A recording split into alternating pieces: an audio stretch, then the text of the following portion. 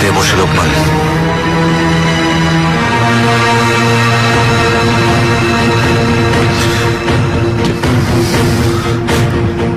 লেখা শুরু করো। জাহাপনা, আপনার যে সন্তানকে যোগ্য মনে করেছেন, সিংহাসনের উত্তরসূরি ঘোষণা করেছেন, সে শাহজাদা সেলিম একটা কাপুরুষ।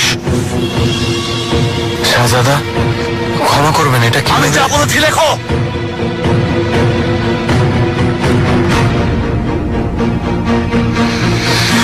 তার সাথে গুপ্ত ঘাতক পাঠিয়ে আমাকে মারার জন্য পেছন থেকে আঘাত করেছে, কিন্তু সফল হতে পারেনি।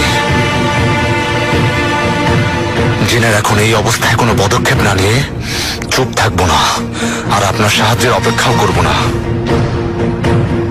এই কাপুরুষের হামলার প্রতি উত্তর আমি নিজেই ওকে দেব।